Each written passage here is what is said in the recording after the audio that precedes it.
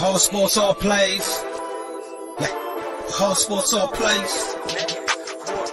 Whole sports all plays. 365, we making up plays. We talking the game, get you through the days. We're high in the court, the dime in the lane. Variety topics, living the same. All presentation, sports information. Hitting the airways, taking the nation. All sport, all plays, like working your faces. Grace at the field, so tie the laces. Whole sports all plays.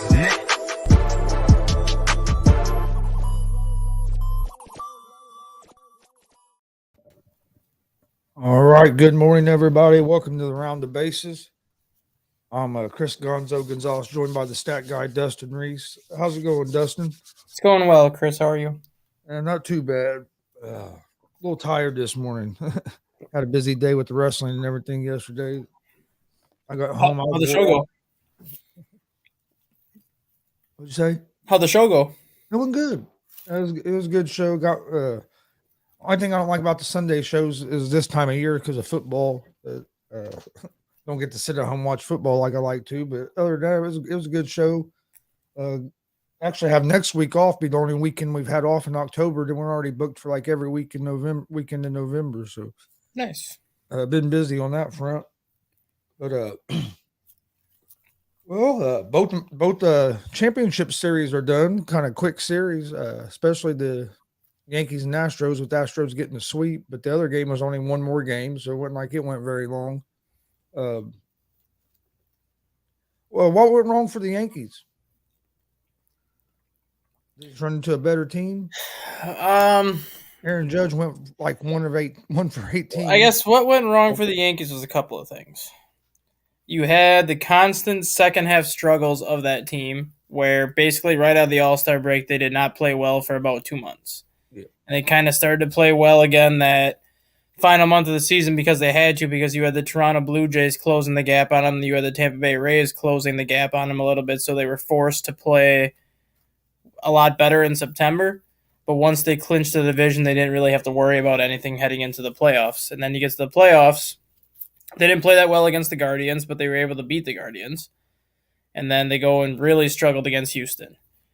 Houston is the one team that the Yankees cannot defeat in the playoffs. They are now 0-5 against the Astros in the playoffs all time. So this is one of those teams that, for whatever reason, just has the Yankees' numbers come the playoffs. And then it's just the Houston team that went to the World Series last year and lost. They went to the World Series in 2017 or 2018, whatever it was, the year that they won it. Granted, it was won via controversy that year, but I think it's safe to say that we can stop talking about the whole sign stealing thing that they went through. Because even after they endured the sign stealing stuff, even after they had to go through the punishments that came with that, they still went to the World Series last year and lost. And now they're going back to the World Series this year and representing the American League again. So you got to say that organization knows what they're doing. And the funny thing is, this is what the Dodger fans expected from their team on the National League side of things. A team that can make 4 World Series in like a 7-year stretch, but yet they've only been to 2 World Series in that same time frame, winning one of them, and the one that they won came on a shortened season. Yeah. Yeah, and I never made a real big deal about the 2017 team about the sign stealing, because all the teams were trying to steal signs. The only reason I made a big deal about it was because how they did it. Yeah, I was gonna say I think they went a little bit farther than any of the other teams, but like you said, they've served their punishment. So eventually, you have to you got to forget about that, because with this team, a lot of the players that was on that team back then, and the coaching staff's totally different. So you got a pretty much different group of guys. I know there's a few players still there, but yeah, I agree with you. I just didn't make a big deal about it, but they did go doing the electronic stuff is the only thing that was like, man, okay, you guys took it to a whole nother level. Which I don't know if they were the only team that had done the electronic stuff. They might have just been the only team that got caught doing it. You just never know when it comes down to that. Yeah, but I agree with you. Yankees they didn't come into the playoffs hot. They got pretty much kind of got lucky to get by the Guardians, really. If the Guardians just could have hit the ball a little bit better, they would have won that. They would have probably won that series. And who knows what happens in Game 5 if Terry Francona would have went with Bieber. as opposed to Aaron Savale in that final game because you had that rain out, which would have put Bieber on his normal rest. So who's to say if Bieber pitches Game 5 if the Yankees even get by the Guardians in that game?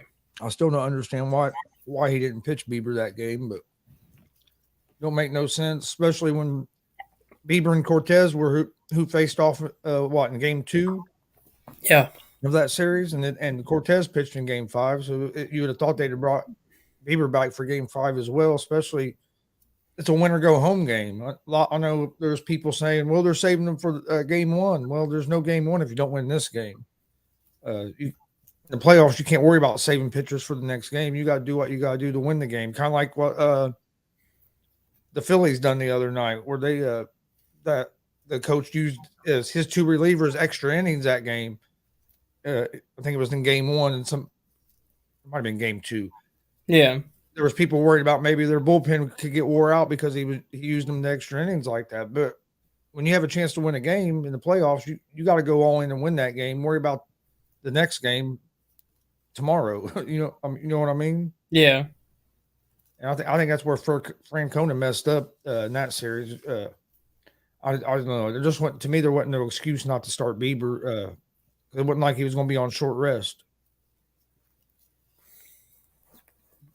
But what do you think? Well, let's talk about the National League. Phillies knock off the Padres.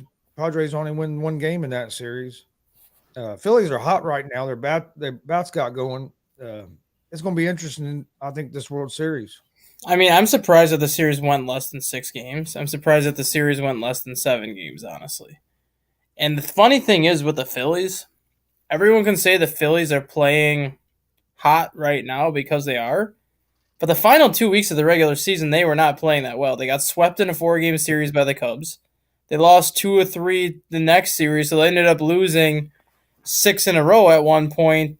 But they still were able to hold on to that final playoff spot because the Brewers did the same exact thing. The Brewers lost 6 of their last 8 against the Marlins and Diamondbacks, where all they pretty much had to do was go 4-4 in their last 8 games, and they would have beat the Phillies up by 1 game. So the Phillies gave the Brewers every opportunity to get in, and yet the Brewers couldn't take it. So once the Phillies got in, I think it was kind of a second chance, as in, like, we didn't play very well those final 3 weeks of the season, but we still ended up sneaking in because the Brewers didn't take advantage of our struggles. So that was kind of a shot in the arm to them, I think a second chance, and they go and beat a Cardinals team that a lot of people had coming out of the National League based on when you look at how the Cardinals played the second half. And they swept the Cardinals, and then they go and take down the Braves, another team that people had coming out of the National League, made that look very easy. And that, honestly, when you look at all the playoff series, that was really the one series that was a blowout. The Braves lost Game 1 7-6, but they were down 7-1 at one point.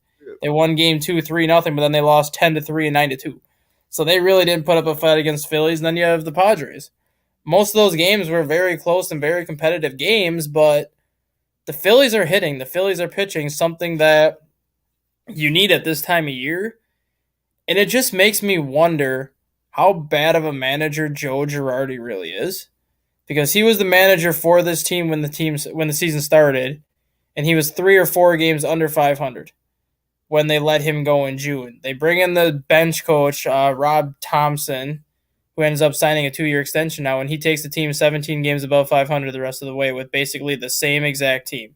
They didn't make too many deals at the deadline outside of getting David Robertson from the Cubs in the bullpen, but it was literally the same exact team that Joe Girardi had, and yet Joe Girardi sitting as a 3rd or 4th place club, 4 games under 500, and all of a sudden the bench coach comes in with the same exact roster, and they look like a division champion basically the second half of the season, and now we're playing in the World Series. Yeah, and their bats woke up in the playoffs. Harper, Castellanos both got going in the playoffs. Schwarber came back to his Chicago Cubs playoff self. Yeah. So I think this World Series is going to be real interesting. I know that a lot of people are going to have the Astros favored, which, I mean, the way the Astros have went through the playoffs, you have to. But I wouldn't be. I'm leaning toward the Phillies. I want to see the Phillies win anyway, just because Schwarber, he played for IU. I'm a big Indiana Hoosier fan, and Castellanos played for the Reds. And Castellanos, because he played for the Reds there for a little while. So I'd like to see Castellanos get a ring. And I think the Phillies have a good chance, especially if they can keep hitting the ball. That was the Yankees' biggest problem is they couldn't hit the ball off the Astros pitching.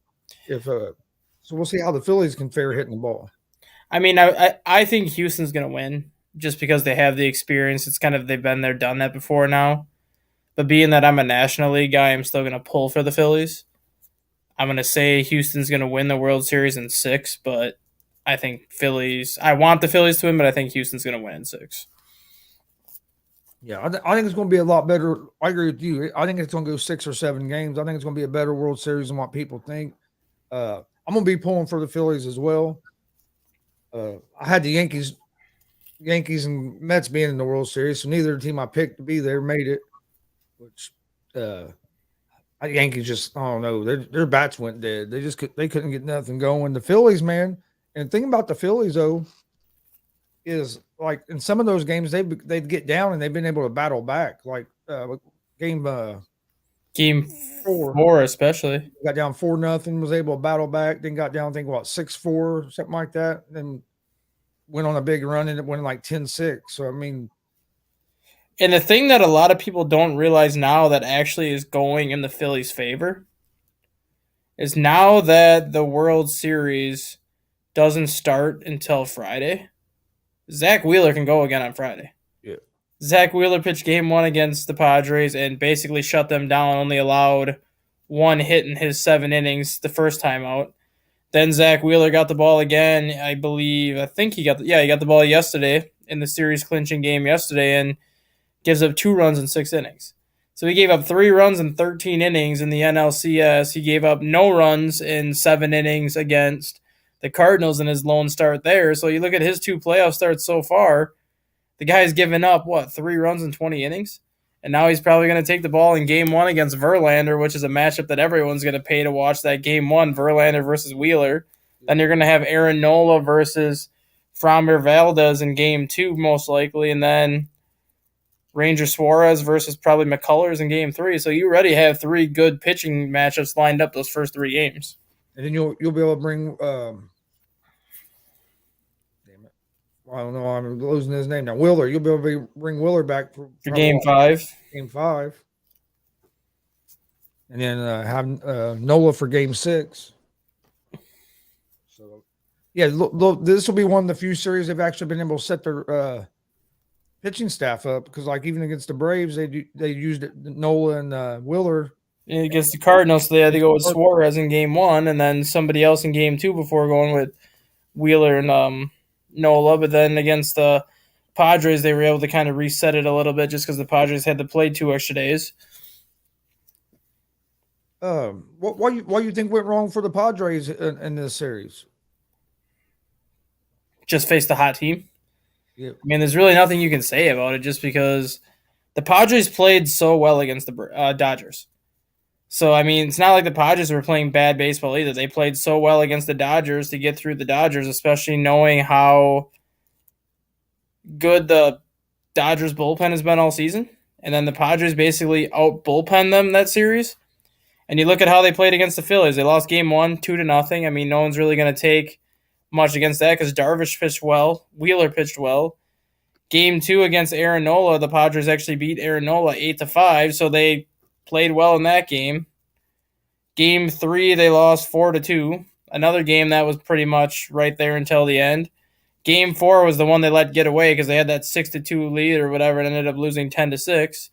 And then yesterday, they got the lead late. Phillies rallied and won it 4-3. So outside of really the 10-6 game that they let get away, it was a very competitive and very well-played series again.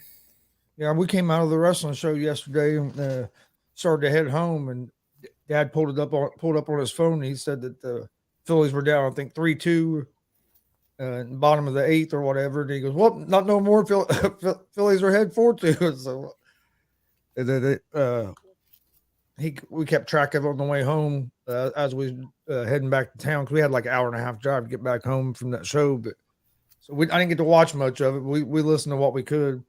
Also listening to the Colts play like crap again. But that's man. The thing with the Padres now is I think they're more set up for next year now. because now they kind of see the potential that team has, and yet they did what they did without Fernando Tatis. Yeah. Granted, he's going to miss the first 42 games, I think, next year still because of his suspension, which it's still over a month and a half before he comes back. But they're still going to have him for 100 games next year. So you're still going to have him on your team that you did not even have him at all this year. You got to the NLCS without him. Your pitching rotation next year, you're still going to have Darvish, who's in the final year of his contract next year. Joe Musgrove just signed that 5-year extension, so he's going to be in your rotation another 5 years. You still have Clevenger. You still have Blake Snell, who's got like 2 years left, and then you just traded for Sean Manaea last year, who's got a year or two left. Your starting 5 is already set for next year. You don't have to make any moves to your starting rotation.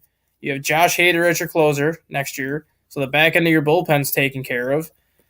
I mean, looking at the Padres roster, they probably just need to add maybe 1 or 2 bullpen pieces, maybe 1 or 2 position players that aren't even starting position players, and they'll be pretty much able to run that same roster out that they have this year with the addition of Tatis coming back. Yeah, they're gonna be a dangerous team next year. And you got these guys that you just brought in that was able to build chemistry with that team this year, so gonna be a lot more comfortable coming in next year. And you have a competent manager that knows what he's doing, because if you remember before Bob Melvin got here, Chase Tingler was the manager, a guy that had 1 year experience as a bench coach. He had no previous managerial experience, and they were just kind of banking on him coming in to do good things. And yes, he made the playoffs in a shortened season that year in 2020, but they were still only 35-25 that year, so it's not like they played outstanding. And then look at 2021, they were 19 games above 500 at one point in the season, and literally went 12 games under the rest of the way and missed the playoffs by like 3 games. And that kind of sealed his fate as, well, you need more experience before you can coach a team like this. So they basically go and bring in a guy in Bob Melvin who made the playoffs 3 times with the Diamondbacks, made the playoffs 5 times with Oakland. But when he was the manager, he had 2 of the smallest payrolls in baseball. And yet he was still constantly winning 90 to 95 games every single year just because he had a good pitching staff. He knew how to manage the talent that he had, and now you actually give him a team that has a very high payroll, a team that has outstanding talent top to bottom. Yes, they only won 89 games this year, but he's only going to get better with more experience with that Padres team. You think Bryce Harper silenced some of his critics with the series he had and getting the championship series MVP, hit 400 for the series, had the home run, not walk-off home run, but the home run that gave him the basically game-winning home run yesterday to give them the lead, and they were in the bottom of the 8th. I mean, I don't know what critics he really had to silence, honestly, just because yes, the only knock that he has against him, and it's really not his fault, was the year that the Nationals won the World Series was the year after Bryce Harper left. So he kind of had that, I guess, side of things on him where it was like, well, maybe you're the reason why the Nationals couldn't win the World Series, because the year after you leave, the Nationals win the World Series. And like, I understood the argument at the time, but at the same time, you also have to take into consideration that the year that the Nationals won the World Series, Max Scherzer and Steven Strasburg were also healthy for the entire season. It wasn't like going into the playoffs where one of them was hurt. They actually had their entire starting rotation intact that year. They actually had all their big-name players like Nolan Arenado and all these other pieces that the Nationals had that year. All of them were healthy the year after Harper left. And I'm not saying that's an excuse or anything, but you really can't blame Harper for what happened to him. And yes, the guy's hitting a .419 in the playoffs this year with 5 home runs. Yeah. But for his playoff career, he's hitting a .286 with 10 home runs. So even before this, he still had 5 career home runs in the playoffs, and he was hitting upwards of like .250. I mean, .250 is not a great average, but it's not like he's been a terrible hitter in the playoffs. He's just never had a ton of playoff experience to really show what he can do, and now he's finally getting that extended playoff run on the way to the World Series, and he's proving that he's worth every penny that the Phillies gave him when he can actually stay on the field. And with that DH now, which he's played a lot of DH this year, I think it's going to save his career a little bit. Yep. No, I agree. I think the DH is going to prolong a lot of guys' careers a little bit. because you have these guys that are great hitters. As they get older, they can transition to DH. Anthony said he wanted the Yankees to win so Houston could close it out at home. Yankees would have had to win 2 games, though. And then Drunk said, I just realized baseball got the best postseason, the third-ranked team in the division going to the World Series. Wild stuff. But you see that in baseball, like the going back to that comment though, you could argue that's why the Phillies got to the World Series, because Atlanta and the Mets both won 100 games. So it's not like the Phillies played in a crap division. The Phillies won 88 games, I think it was, 87 games, something like that, which you're not going to win your division typically with 87 wins unless you come from a very weak division like the NL Central or the AL Central. But at 87 wins, you're always going to be a wild card team. You're always going to put yourself in position to make the playoffs. But when 38 of your 160 games, so roughly 25% of your season is against 2 teams that win 100 games, you're battle tested. And you look at the Houston Astros, I mean, yes, the Seattle Mariners won 93 or 94 games, so it's not like they had a cakewalk, but you take those 19 games from Seattle out of the equation, the rest of the NL West was trash. There was not another team in that division that won more than 72 games. So Houston basically had that division wrapped up once they basically were able to handle Seattle.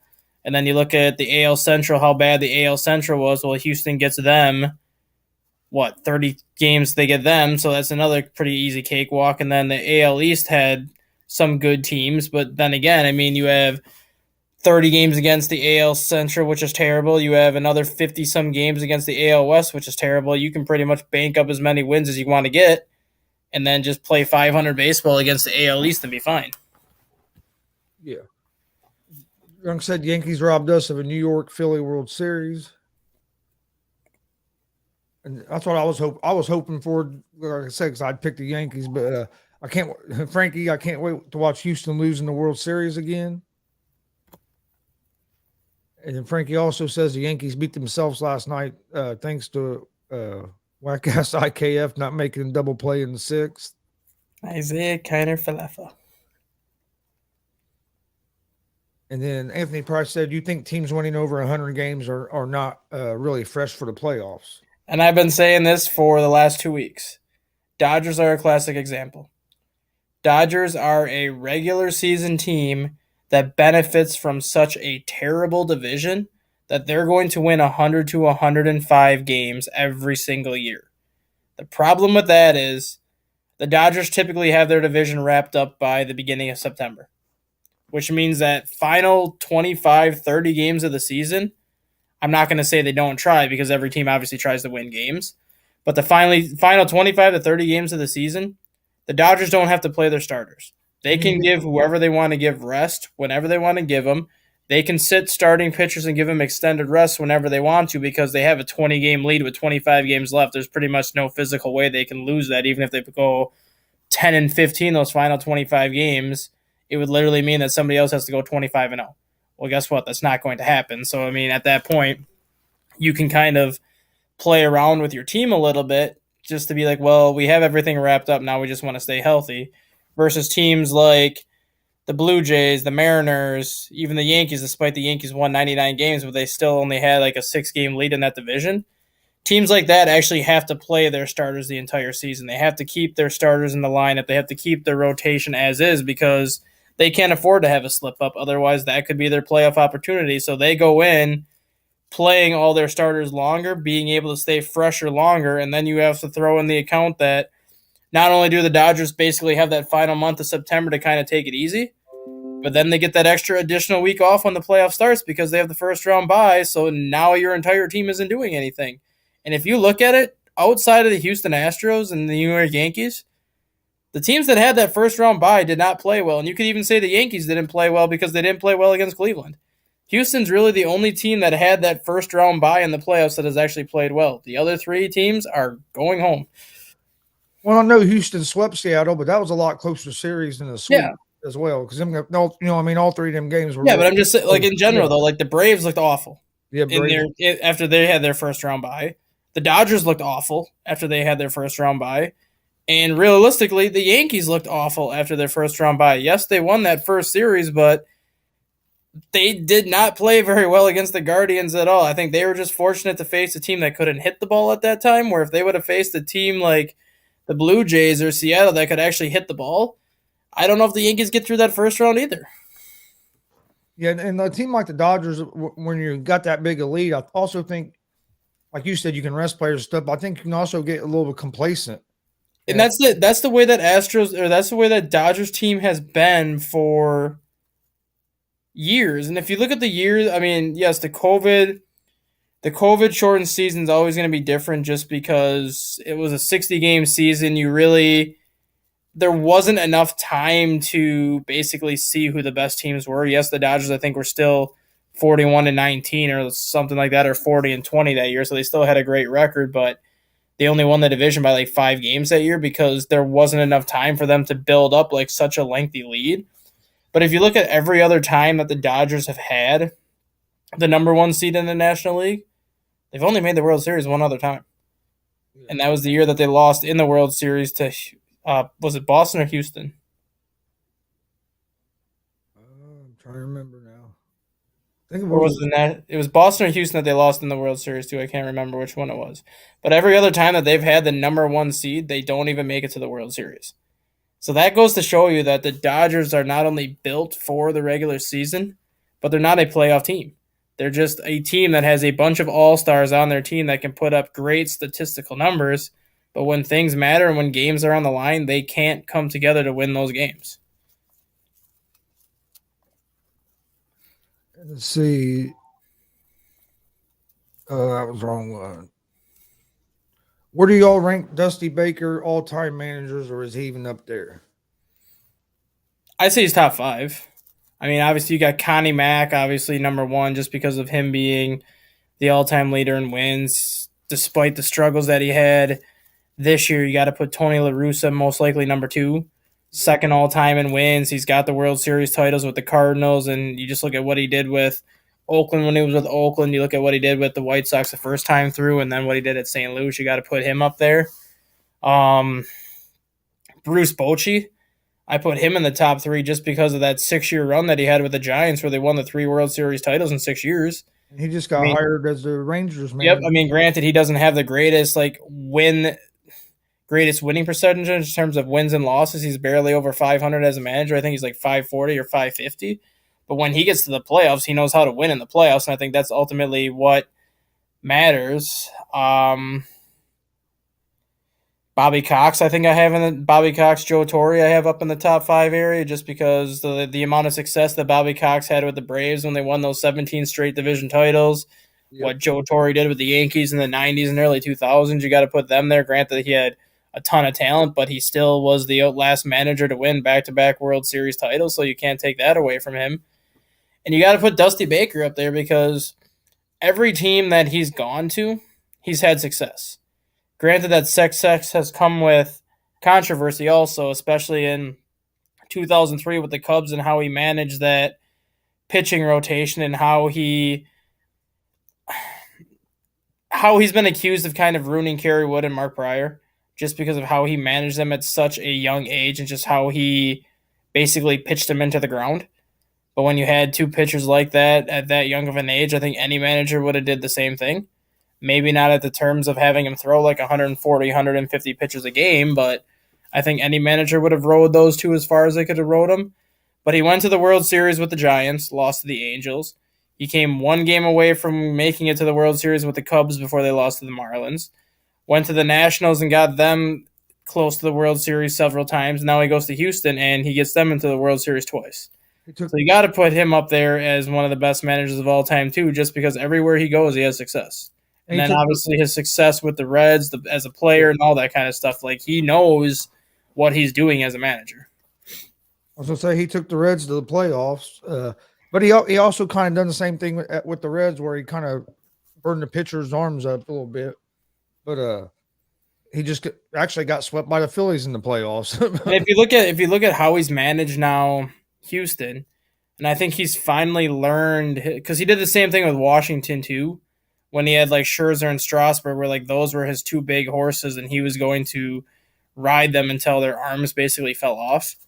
But if you look at what he's done with Houston the last couple of years, I think he's finally realized that, yes, I have a horse in Justin Verlander. Yes, I have Lance McCullers and Valdez and all these very good starting pitchers. But I also have a good bullpen, so I don't need to run these starting pitchers into the ground. You're not seeing these Astros starters throw like 115, 120 pitches anymore. It's more so in that 95 to 100 range now, and he gets them out and just goes with that bullpen. I think he's finally learned that just because you have 2 or 3 ace quality starters on your team, you don't need to ride them 125 to 130 pitches. You just get 6-7 innings out of them and just turn it over to your bullpen that takes care of the rest. No, I agree. I was looking at where would you have Lou Piniella as a manager?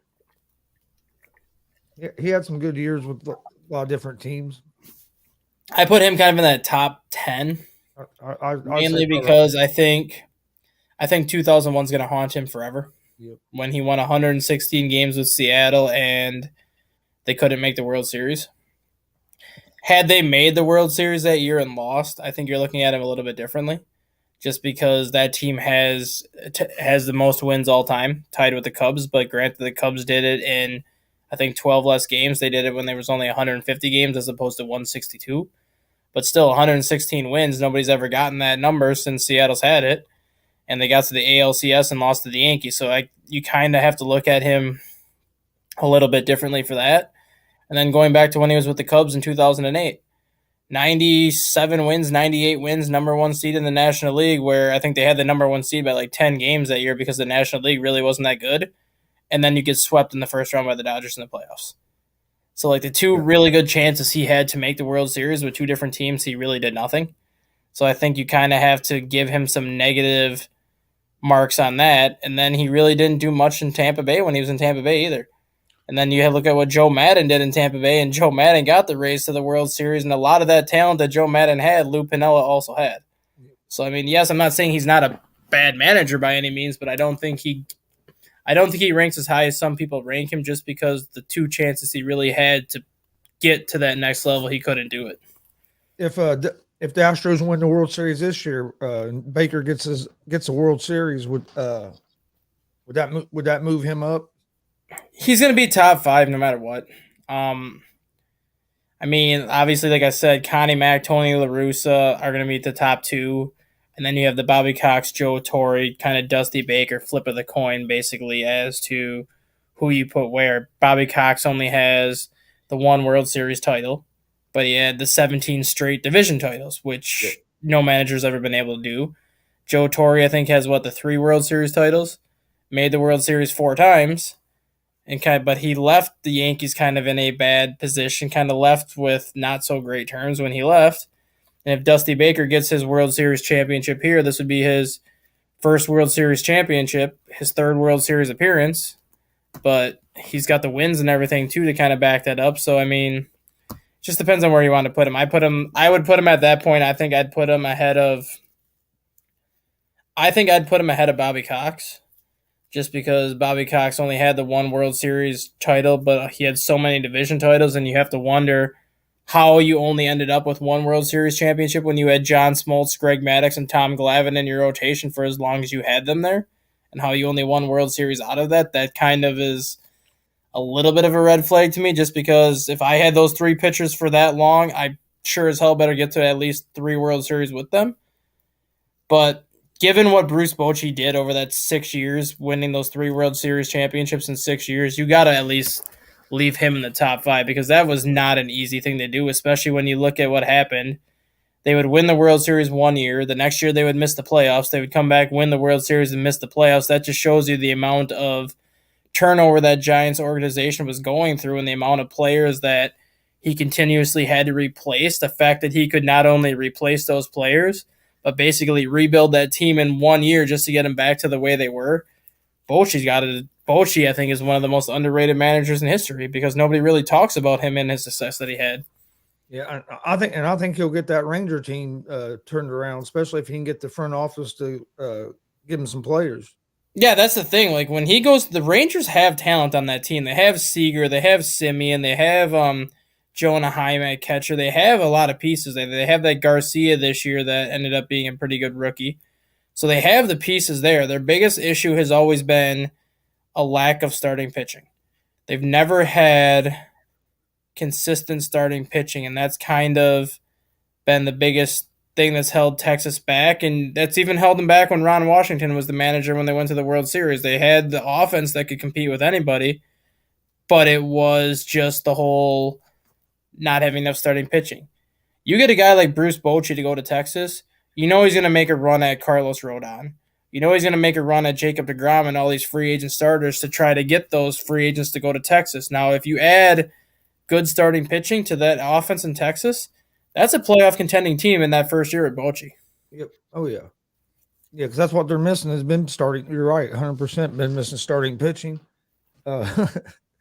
Frankie says breaking news: Aaron Boone is has been fired by the Yankees per Frankie the Yankee. I don't think so.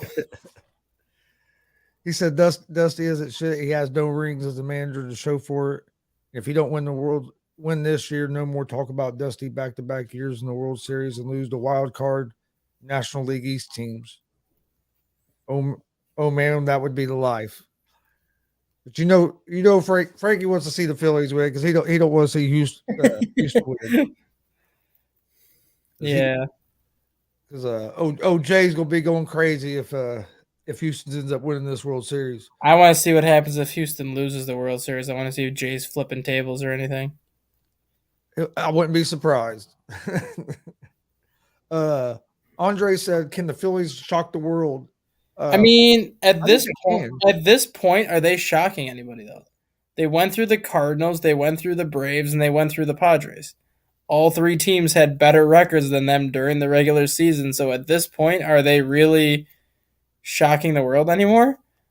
I don't think so. I think they're proving that they had the talent all along to get to this point.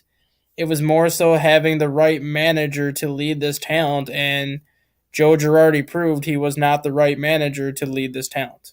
It was a younger guy that was on the bench the last couple of years, and obviously having a different mindset helped this team get to where they needed to be. I think the Phillies. I want the Phillies to win, like I said earlier, and I think they can. I think it's going to be a good series. I think it's going to go 6-7 games. I don't think it's just going to be a Astros like sweep them and dominate this series. Key is going to be if can the Phillies hit the ball. If the Phillies can keep hitting the ball like they have so far throughout the playoffs, I think it's going to be a real interesting series. Well, I won't even say hitting the ball. I would say, can the Phillies pitching hold up? Yeah, that's true. Because can Zach Wheeler keep pitching the way he's pitched? Yep. Aaron Nola pitched so well his first 3 starts, but then he laid an egg in Game 2 against San Diego. So can the Phillies pitching hold up? Ranger Suarez keep pitching the way he's been pitching.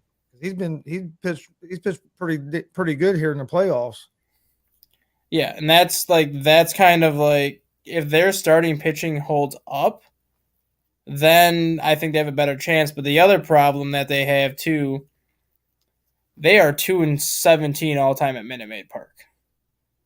So that's kind of the other thing too, where even if that series goes 6 games, 3 of those games are going to be in Minute Maid Park, and if you're 2-17 at Minute Maid Park, chances are you're going to lose all 3 games that you're playing at Minute Maid Park, which means the only real shot you have is to sweep Houston at Citizens Bank.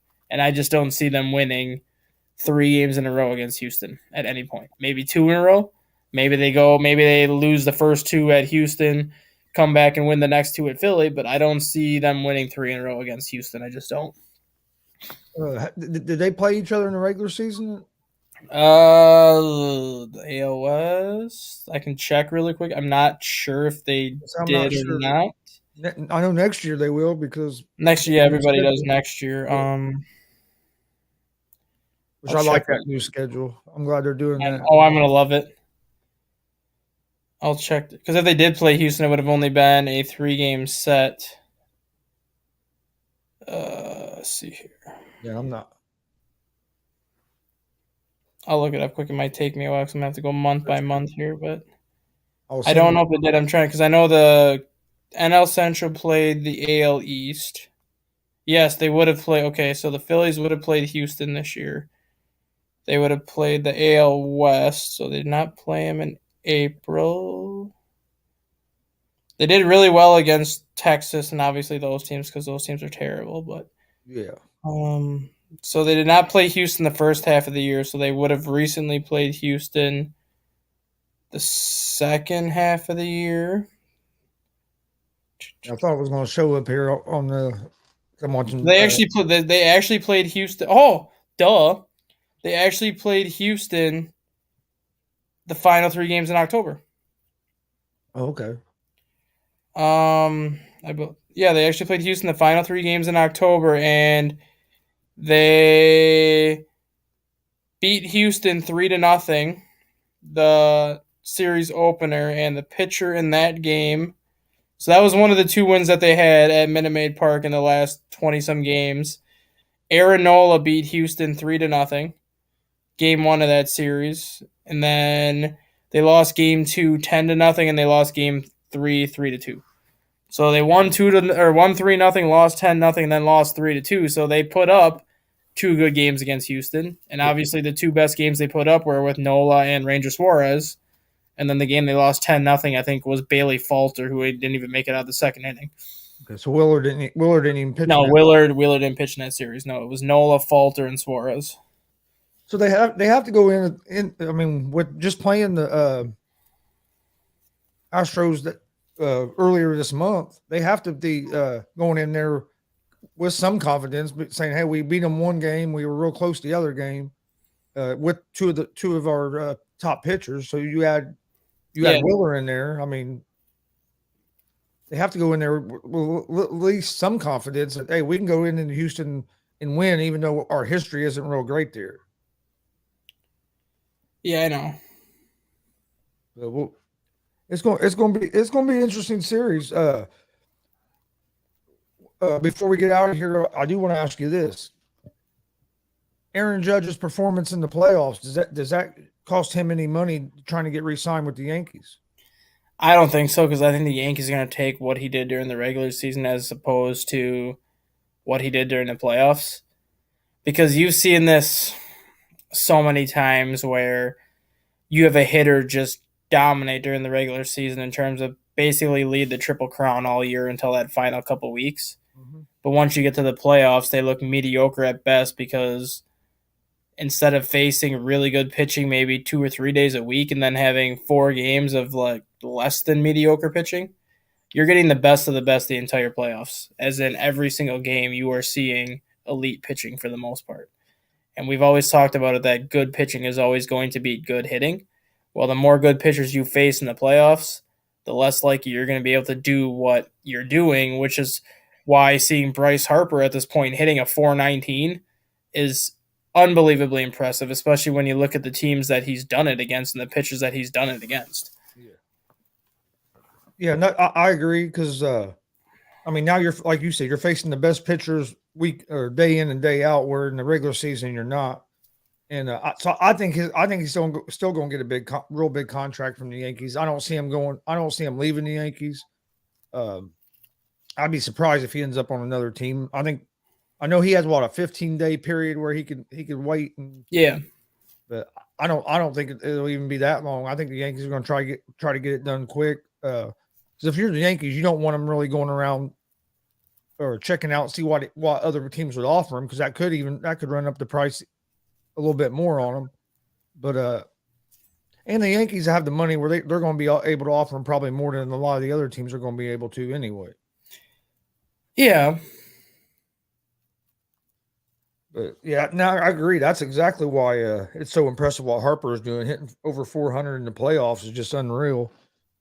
You don't see that very often. Really, a guy going a streak like that, especially because he'd been kind of cold in the regular season. He had battling injuries and stuff this year. He didn't really have the great regular season, and him, Schwarber, and Castellanos getting going.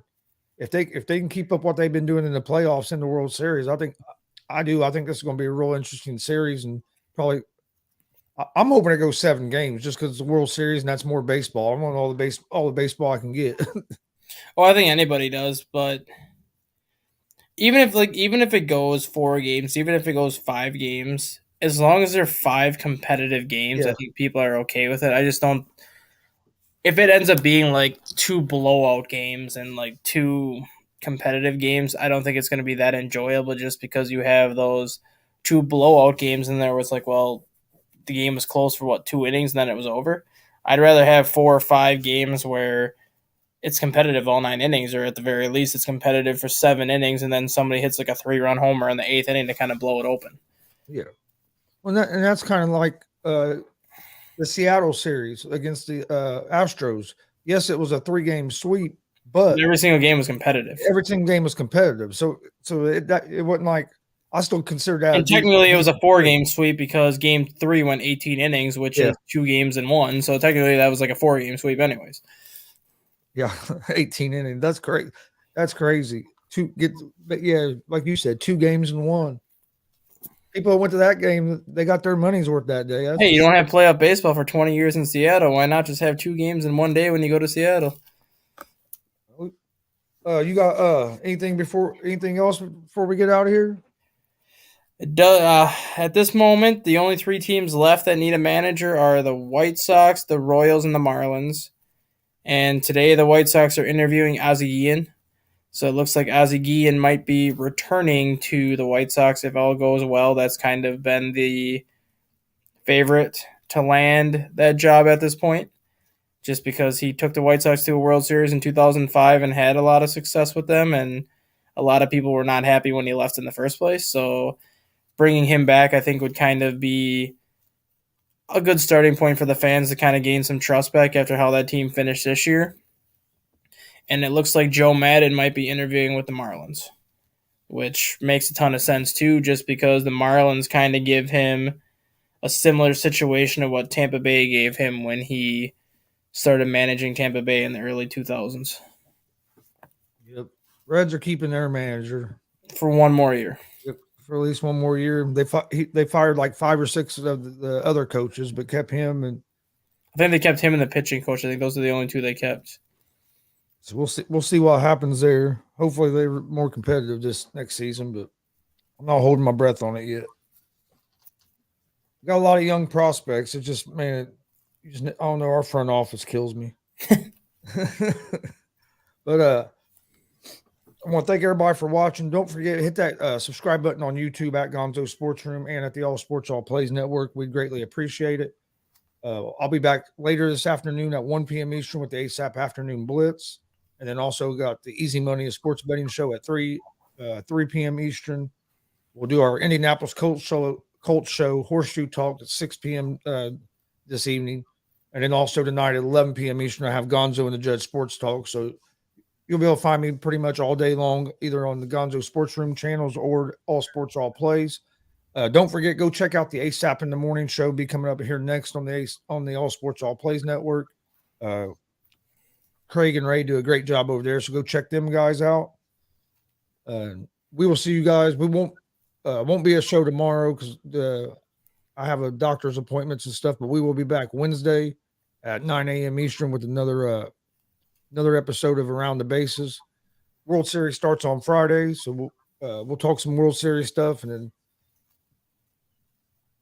getting ready for the big series starting Friday. I wish it started earlier than Friday, but honestly, I think as bad as this is to stay, I think they kind of jumped the gun a little bit. I think they expected these series to go a little bit longer, at least the Phillies and Padres especially, which is why I think they said, we'll schedule it for Friday. That way if it goes 7 games, they still get to have that travel day in between. So I think it's like, well, since we had it scheduled that Friday, let's just leave it at Friday.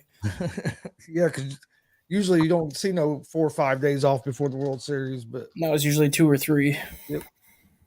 We appreciate everybody watching. We'll see you guys Wednesday morning at 9 a.m. Eastern with another episode of Around the Bases. Have a great Monday and stay safe. All sports, all plays. All sports, all plays. All sports, all plays. 365, we making the plays. We talking the game, get you to the days. We're high in the court, the dime in the lane. Variety topics, living the same. All presentation, sports information. In the airways, taking the nation. All sport, all plays, they working your faces. Grace at the field, so tie the laces. All sports, all plays.